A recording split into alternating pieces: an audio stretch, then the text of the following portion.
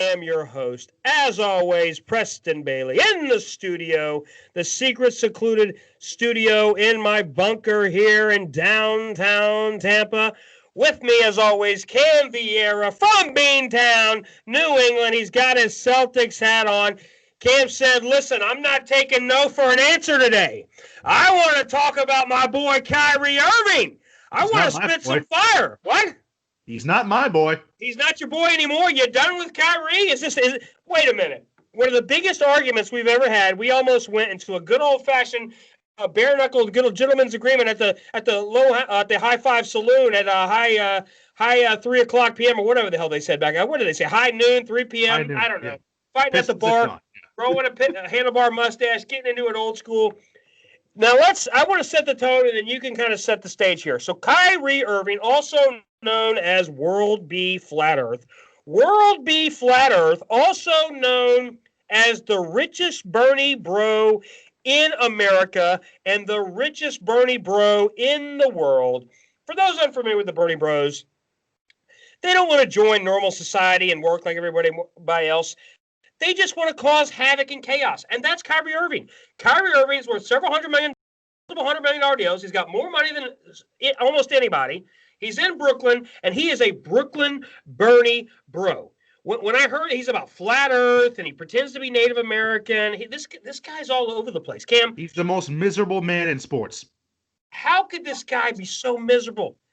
This guy's had everything. I remember a couple of months ago he made the comments about he's finally got a closer in Kevin Durant. Of course, that's a shot at LeBron James, and of course, LeBron. A shot at Jason Tatum, Al Horford, right? Al Horford, Marcus Smart, the Mountain. I mean, let's be real here. Of course, it's a shot at LeBron James. I think this is ridiculous. I think the fact that Kyrie Irving is so grossly out of touch with reality. He is so out of touch. But when the pandemic and then the COVID, he's like, let's start. Good. Please, Kyrie, start your own league. Call it World B. Flat League, okay, with a flat basketball. Nobody will watch it. And good luck getting $40 million a year. This guy's getting almost $40 million a year. And what did I tell you? You were like, oh, the Brooklyn Nets, are they going to be the team to beat? No. And what did Kyrie Irving do? He got injured. Kevin Durant was held out all season. We'll see what they do. Now, tell me your thoughts on this story, on this case, on the situation. I just think, my experience as a Celtics fan since he was here for 2 years, he's just a miserable man.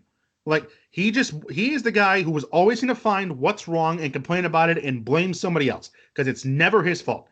He didn't want to play with LeBron James. He didn't want to play with the greatest player of this generation, maybe the greatest player of all time. A man who helped him win a championship. That ring on Kyrie Irving's finger that he looks at every night is there because of LeBron James. It's just between the pettiness in Cleveland, leaving, switching high schools before we got to Duke, being an a-hole in Boston, being an a-hole in Brooklyn, wanting to start his own league, not wanting to do the restart. Now he won't talk to the media. That's the latest. This year. He doesn't want to talk to the media this year, even though the media is going to be on remote. It's going to be Zoom and Skype press conferences like every other sport. It's going to be him in a room talking to guys on their computers. He doesn't want to do it. And I think he should be fined after. If he doesn't want to do it, fine. That's his right. He should be fined after every game. I agree with you. And I even got a better solution. You ready? Let's hear it. He gets roughly. Do you have his contract in front of you? Do me a favor. If you can't bring up his contract, I think he's due close to $40 million. Let's bring it up because I want to be exact. We had it. Screen refreshed on me. North Korea, I believe, is trying to hack into us, as they love to do, being a free country here. Let's bring up his contract. So here's what I would want to do. If he gets $40 million, we'll get the exact number in a minute, Cam. Here's what I would do. I'd say, I'll tell you what. If you do not want to talk to the media, no problem. Go into your corner. Go into your hole. We're going to fine you $20 million for it. We won't do it a game. We won't do it per time. We'll just fine you a lump sum of $20 million. If it's worth it to him, if you are that afraid of the media, if you're that afraid to get handed a microphone, and it's a Zoom microphone, like you pointed out, the reporters are not even handing it to him. It's not like he's sitting in front of 30 reporters and broadcasters, and they're putting the phone or they're putting the camera in his face. It's all Zoom. It's all Zoom, GoToMeeting, Skype, this and that and the other. I would fine him $20 million. Do you have the number, Cam? He's making $34 million a year. That's his average annual salary. And he signed a 4-year, $136 million deal with Brooklyn last July. Okay, so 136, 4 years. You said $34 million a year? Yes, and the last year's a player option. Yes. Here's what I'll do. Since he doesn't make $40 million, I'll cut him a deal. You ready for this deal? $17 million. Half. $16 million. $16 million. Just so we can have nice round numbers. $16 million a year. Okay, $16 million a year I'll fight him. Because, look, it's ridiculous. Part of, like, this is what he doesn't get. Because I get it. He doesn't want tough questions, okay? Nobody wants tough questions. That's part of the deal in New York. It's the harshest media in the country. He just wants, what he wants to do is this. Hey guys, hey team, hey boss, just give me my 34 mil. Let me just go to practice. Let me score 25 points, not pass, not rebound, not play defense. Let Kevin Durant recover, do all the heavy lifting, and then me go home. That's what he wants to do. Part of your job is taking the microphone for 5 minutes a night. And every professional athlete in every sport, from football to soccer to gymnastics, part of the deal is dealing with the media. I just like it. It's just part of the deal of being a professional athlete. And the media is how you get your brand out there, how the NBA increases its revenue. The media gets the story out. Does he not realize he's hurting the entire NBA? The fact that one of their biggest stars is not going to say a word this year? That hurts the league as a whole. You're right. It does hurt the league as a whole. One of your stars, Brooklyn, you know, they made the playoffs. They made the playoffs last year, right? They snuck in. Yes, they did. Yep.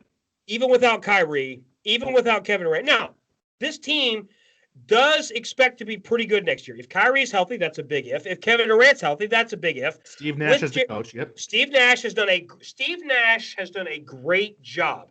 I love the fact, and I understand he got roasted because he's a white man in America, which is now become the new sin, which is tragic. That first of all, he's not even American. Okay, he was born in Canada, guys. Give the man a break. He doesn't get in politics. One of the greatest point guards of all time. One of the best point guards, multiple-time MVP. Okay, so let's settle down. He's a smart guy. He's a great coach. Relationships matter. He's got a great relationship with Kevin Durant. He's probably going to have as good of a relationship with Kyrie as a human being could have, as somebody with a Chris Angel mind trick could have. I mean, Kyrie is just insane. He's insane.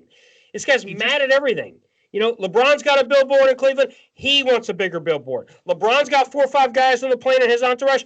Kyrie needs a 4 or 5 guys. Stay in Miami and party. Kyrie wants to, right? It's never. Kyrie has got just this problem. It's never his fault. And the thing with Kyrie, there's nothing worse than a dumb person who thinks they're smart. You're right. That is Kyrie Irving in a nutshell. I'll tell you this quick story. His last year with the Celtics, one day when they were getting Brad Stevens was in the film room getting ready for film review with the team, and Kyrie, he was actually the first person there. Brad says good morning to him. You know what Kyrie Irving's good morning question to Brad Stevens was? Let's hear it. What does government mean to you? Of course. Yes. What does government mean to you? Preston, if you walked up to your boss and said, what does government mean to you? What do you think his response would be? You know, let's go make some more sales. Let's make some sales. Yeah, exactly. I mean, look, it's ridiculous. It's ridiculous. It's absolutely ridiculous. You know, it's like this guy, Kyrie, just lives on a different planet than the rest of us. He's worried about aliens and flat Earth and Native Americans and UFOs. And people always say his inner circle. It's like, because no one else likes him. Yeah, you know what it is with Kyrie? It's not even just him and his dad. It's him and his split personality. He has long conversations and arguments with him and his split personality. So I think we need to end it there. We got one more video to go. Make sure you like and subscribe to the channel. If you hate Kyrie, give it a thumbs up. Get it a retweet. If you love Kyrie, retweet it 3 times. Like and subscribe. Hit me up at Smash TV Radio. Thanks again. Thank you.